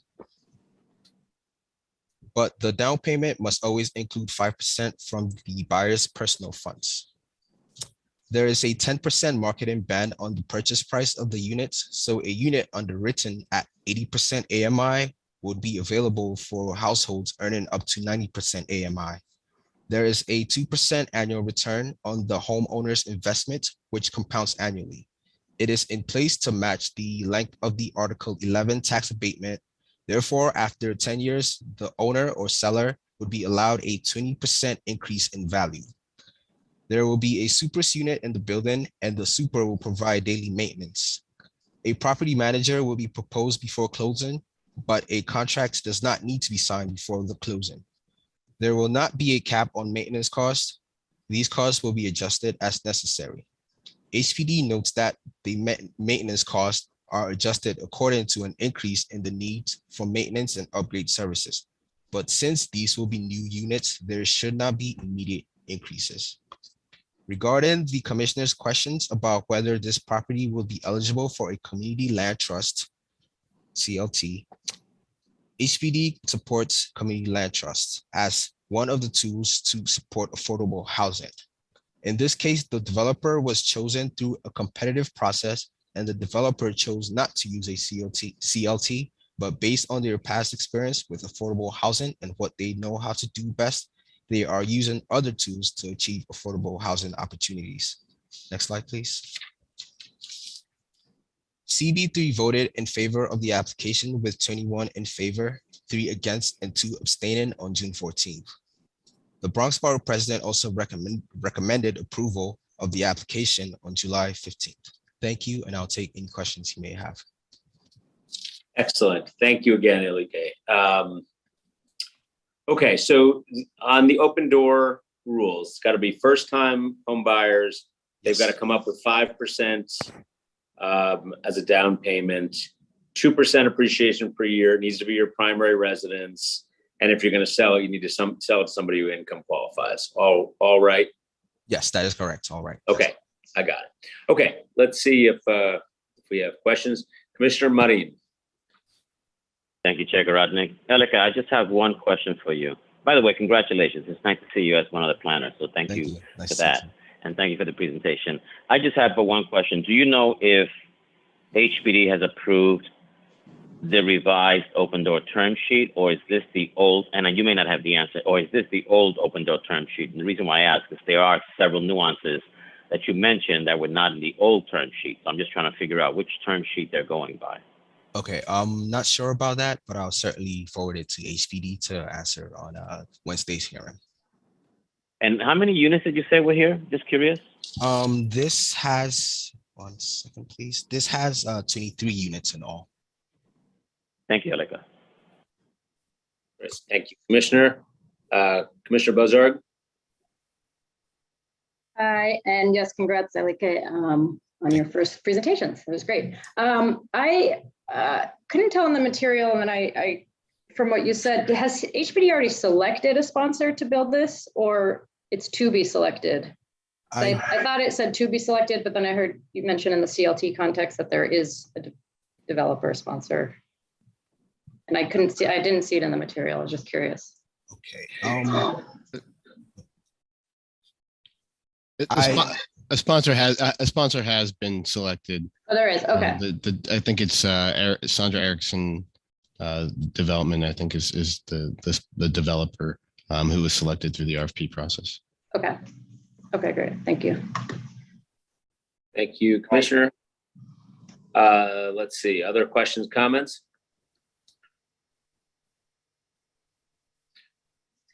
Okay, thanks again, Elike. We appreciate it. Next item is a Manhattan one, so I'm guessing we won't see you for your third presentation, but we'll see what happens.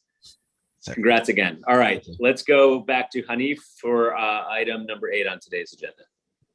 Our 8th item is a pre-hearing review for UDAP project and disposition approval, zoning text amendment, and special permit approvals in Manhattan Community District 4. Our presenter is Ariel B.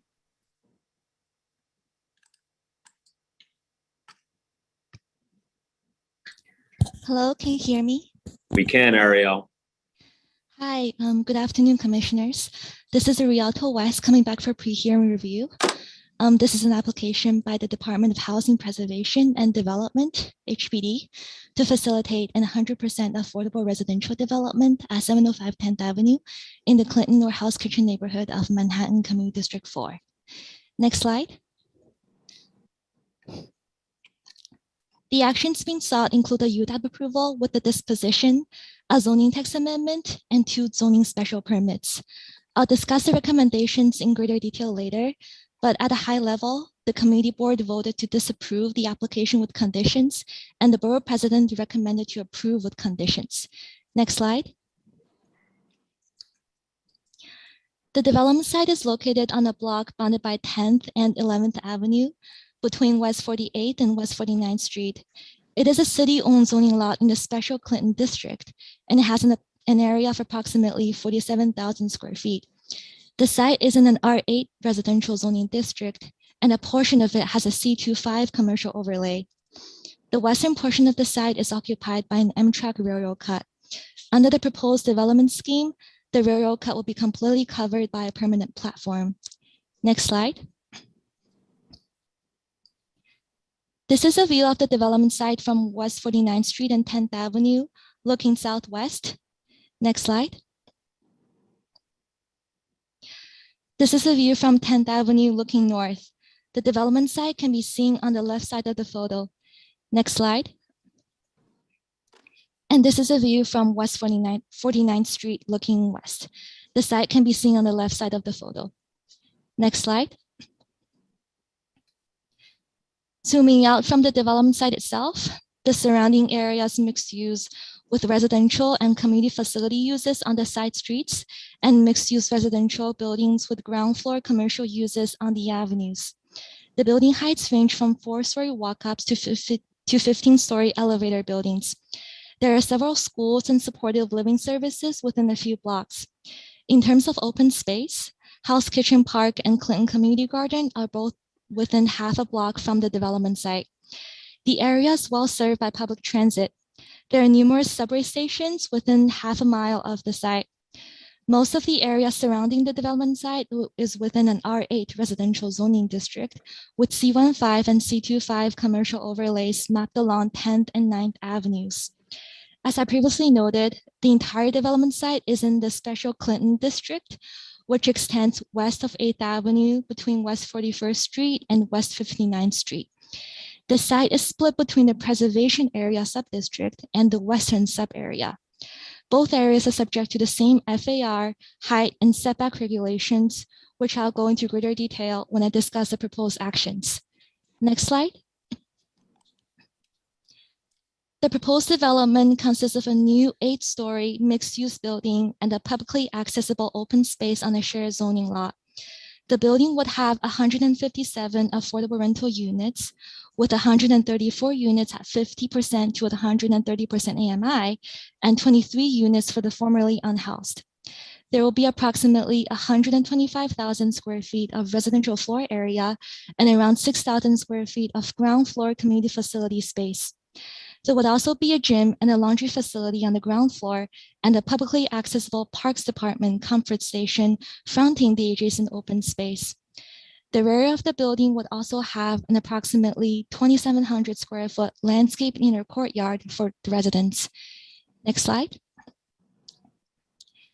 As I mentioned on the previous slide, there will be approximately half an acre of publicly accessible open space, which would sit on top of a city water tunnel.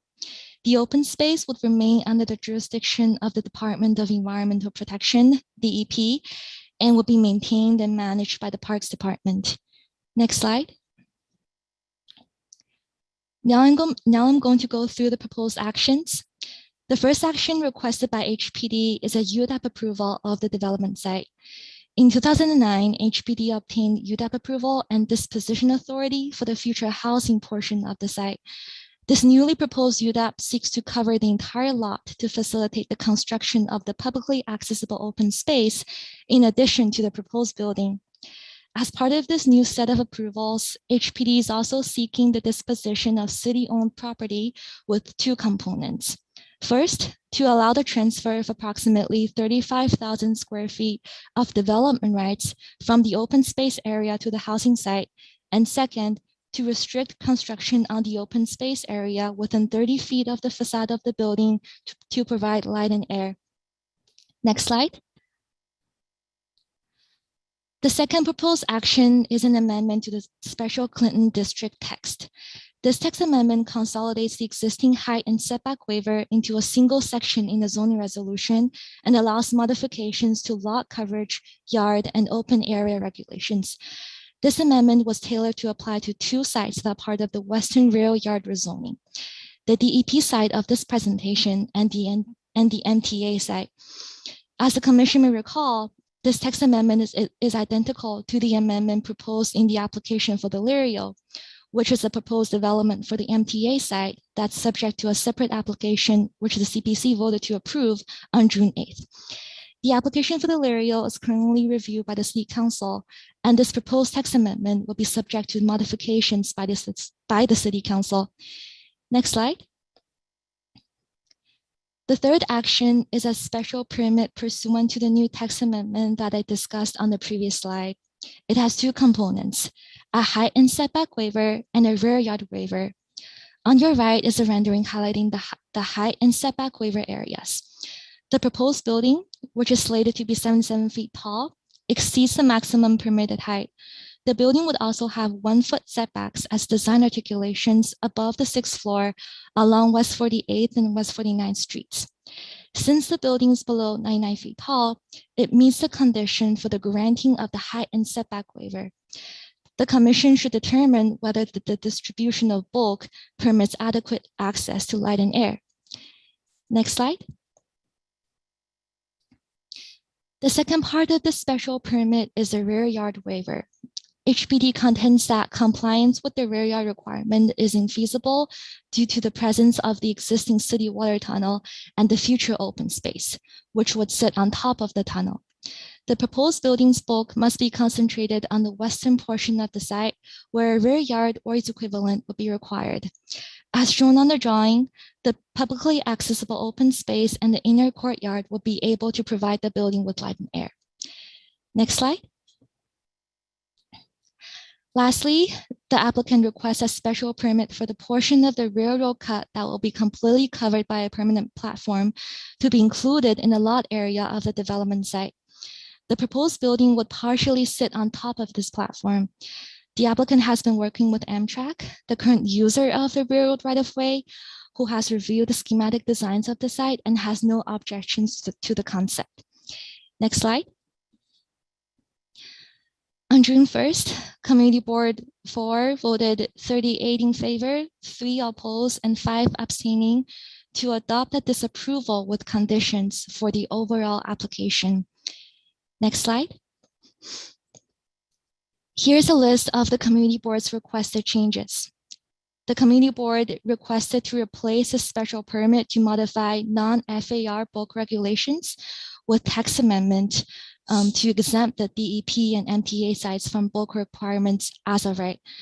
Connected to that, the Community Board requested that the rear yard waiver be accomplished through the railroad right-of-way special permit. The Community Board further requested a change of the income bands to moderate and middle income with no gaps between the income bands. It also requested the creation of a deed restriction limiting the use of the publicly accessible open space. a setting aside of family-sized units for the formerly unhoused, and the development of a social service plan for the formerly unhoused. Next slide. The Borough President recommended approval with conditions.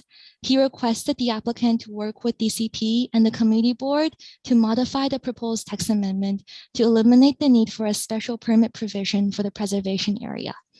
In addition, he also requested the amendment of the Memorandum of Understanding between DEP and the Parks Department to mandate community outreach to accompany any permanent changes to the publicly accessible open space, including a discussion of mitigations if public access will be affected. Next slide.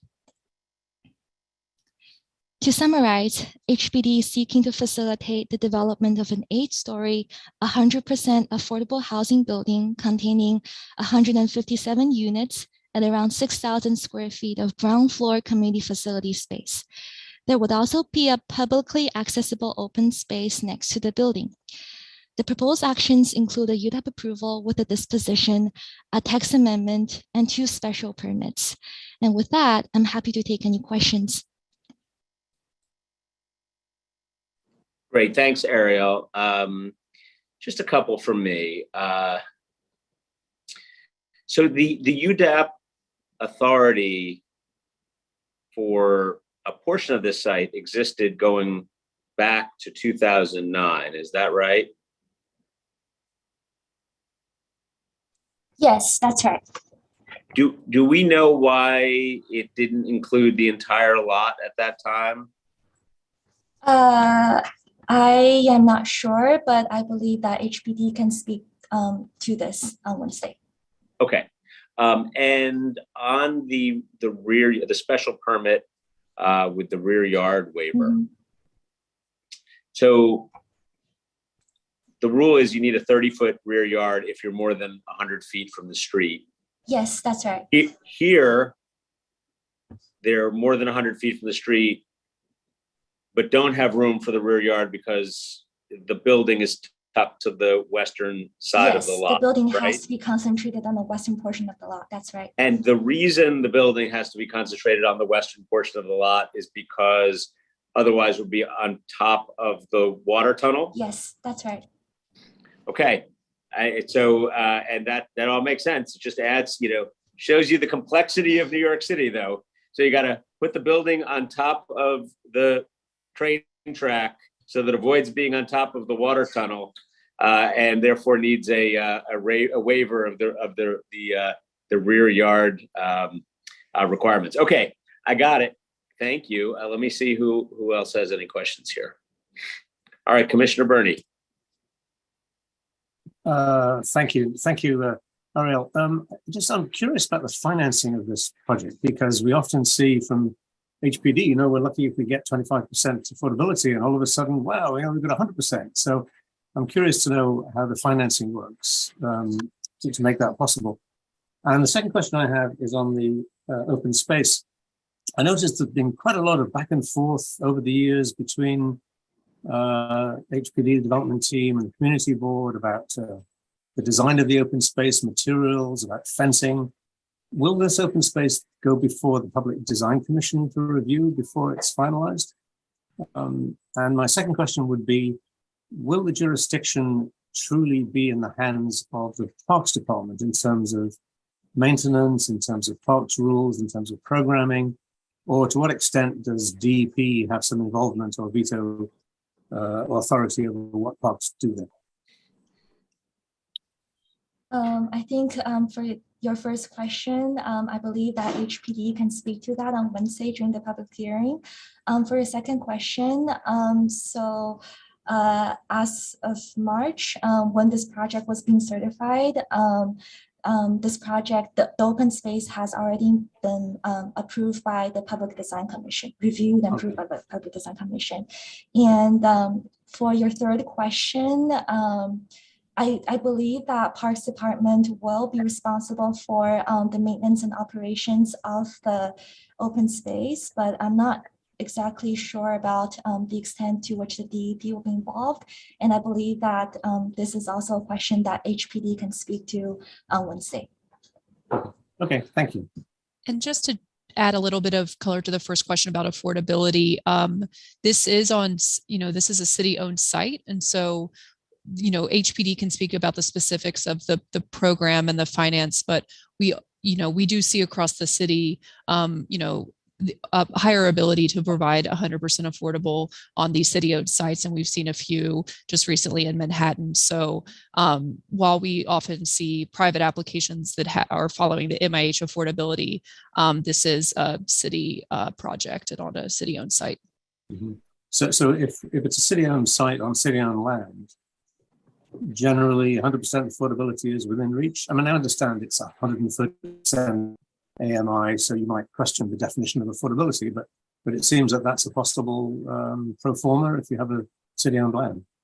I can also add a little bit of color to that from my previous experience at HPD. And then I'm sure HPD can answer this as well on one side. But so the difference, because you mentioned, Commissioner Bernie, that in some projects it's only 20%. Those like MIH projects where the city can only require 20% affordability, those are typically privately owned sites where they're not using public subsidy from HPD. On public sites, HPD generally requires 100% affordability. And to get that, it's not only the disposition of the land, but they're using HPD financing or city financing to be able to provide those deeper affordable rents. Which is not available to a regular, subsidizing. Yeah. Right, and that's not available to a regular MIH private applicant. Well, it's available, but you can't compel a private owner to use it. So that's why the city does get plenty of 100% affordable projects on private land, but that's because the owner wants to provide an affordable housing project that's financed by HPD. Understood. Oh, thank you. Great. Thank you, Commissioner Bernie. Commissioner Bozarg, you had your hand up. Was that for a question or was that just to respond? That was just to respond. Okay. All right. Excellent. Vice Chair Knuckles. Thank you.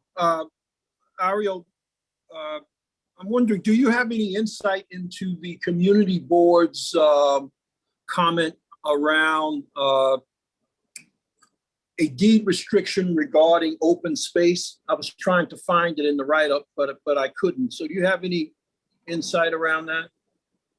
Yeah, I do.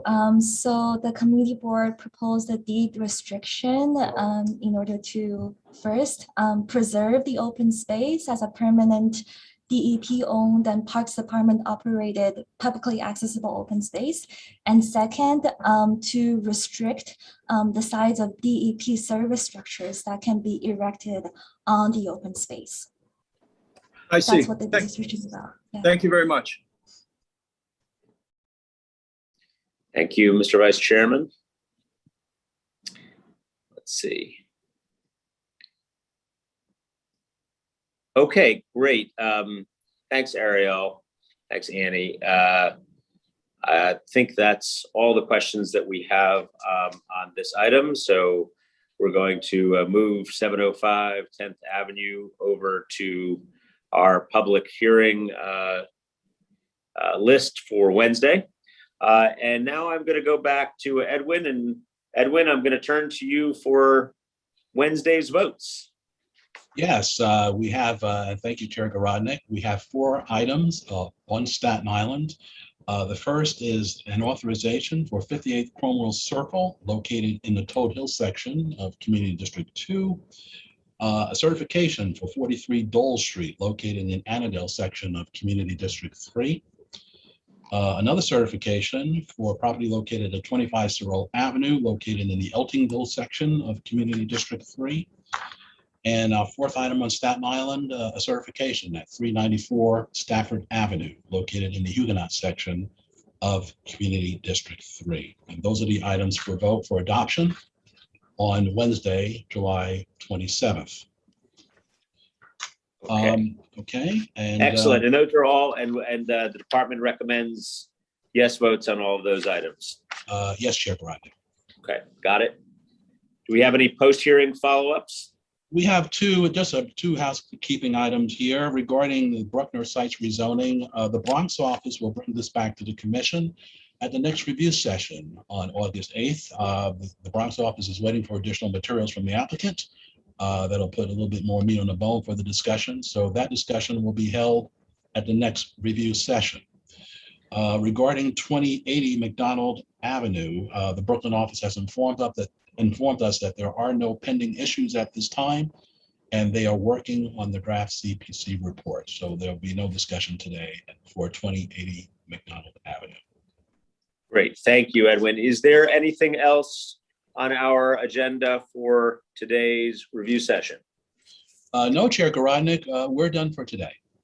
Excellent. Well, thank you for your hard work and to your team and to all the presenters today, as well as to the commissioners for their time and attention. We'll look forward to seeing you all on Wednesday morning for our public hearing and votes. With that, I hope you all have a good rest of your day. Stay dry. See you soon. Thank you.